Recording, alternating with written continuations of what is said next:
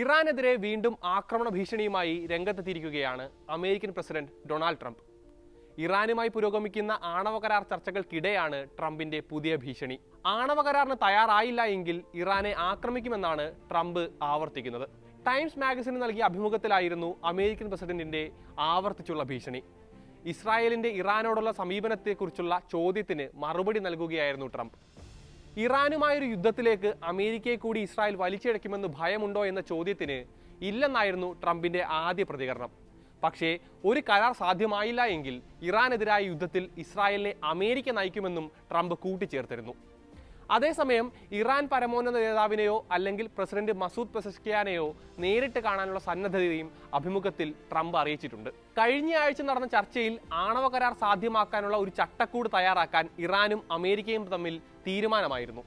ഒപ്പം ശനിയാഴ്ച വീണ്ടും ചർച്ച നടക്കാനിരിക്കെയാണ് ട്രംപിന്റെ ആവർത്തിച്ചുള്ള ഭീഷണി എന്നതും പ്രസക്തമാണ്. ആണവ ചർച്ച തുടങ്ങുന്നതിന് മുൻപ് തന്നെ തുല്യശക്തികളായി കണ്ടുള്ള ചർച്ചയ്ക്ക് മാത്രമേ ഇറാൻ തയ്യാറാകൂവെന്ന് അവർ നിലപാട് വ്യക്തമാക്കിയതാണ്. അതിനുശേഷവും ട്രംപിന്റെ ഭീഷണി സമ്മർദ്ദ തന്ത്രങ്ങൾ തുടരുന്നതിന്റെ ഭാഗമാണ് എന്നാണ് അന്താരാഷ്ട്ര വിദഗ്ധർ അഭിപ്രായപ്പെടുന്നത്. മെയ് മാസം ഇറാന്റെ ആണവ പ്ലാന്റുകൾക്ക് നേരെ ശക്തമായ ആക്രമണം നടത്താൻ ഇസ്രായേൽ പദ്ധതിയിടുന്നതായി റിപ്പോർട്ടുണ്ടായിരുന്നു. അന്നതിനെ അമേരിക്കയാണ് നിരുത്സാഹപ്പെടുത്തിയത്.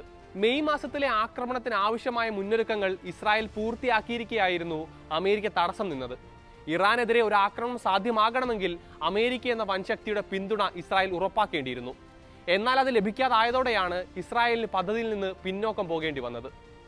അതേസമയം നെതന്യാഹുവിന്റെ അമേരിക്കൻ സന്ദർശനത്തിനിടെ ഓവൽ ഓഫീസിൽ നടന്ന സംയുക്ത വാർത്താ സമ്മേളനത്തിൽ ട്രംപ് ഇറാനെതിരെ ആക്രമണ ഭീഷണി ഉയർത്തിയിരുന്നു. രണ്ടാം തവണ അധികാരത്തിലേറിയ ശേഷം അന്നാണ് ആദ്യമായി ട്രംപ് ഇറാനെതിരെ രംഗത്ത് വരുന്നത്. മുൻപൊന്നും കണ്ടിട്ടില്ലാത്ത തരത്തിൽ ഇറാനിൽ ബോംബ് വർഷം നടത്തുമെന്നായിരുന്നു ട്രംപിന്റെ അന്നത്തെ ഭീഷണി. അത് വേണ്ടെങ്കിൽ ആണവ കരാറിന് തയ്യാറാകണമെന്ന മുന്നറിയിപ്പും ട്രംപ് നൽകിയിരുന്നു. ഇറാനുമായി 2015 ബറാക് ഒബാമയുടെ കാലത്ത് അമേരിക്ക ആണവ കരാറിൽ ഏർപ്പെട്ടിരുന്നു. ഇറാനുമായി ഒപ്പിട്ട joint comprehensive plan of action നിർണായകമായ ചൂടുവെപ്പായി വിലയിരുത്തപ്പെട്ടിരുന്നു. എന്നാൽ ഒബാമയ്ക്ക് പിന്നാലെ അധികാരത്തിലേറിയ ട്രംപ് അതൊന്നും വകവെച്ചിരുന്നില്ല. 2018 അധികാരത്തിലേറിയ ഉടൻ ട്രംപ് എടുത്ത നടപടികളിൽ ഒന്ന് ആണവ കരാറിൽ നിന്ന് പിന്മാറുകയായിരുന്നു.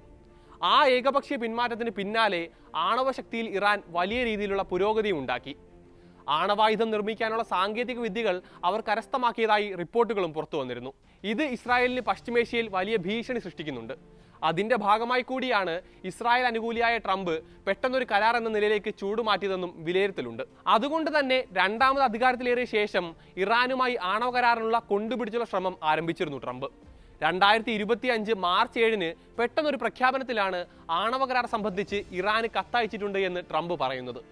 ഇറാൻ പരമോന്നത മേധാവി ആയത്തുള്ള അലി ഖമേനിക്കായിരുന്നു ആ കത്ത്.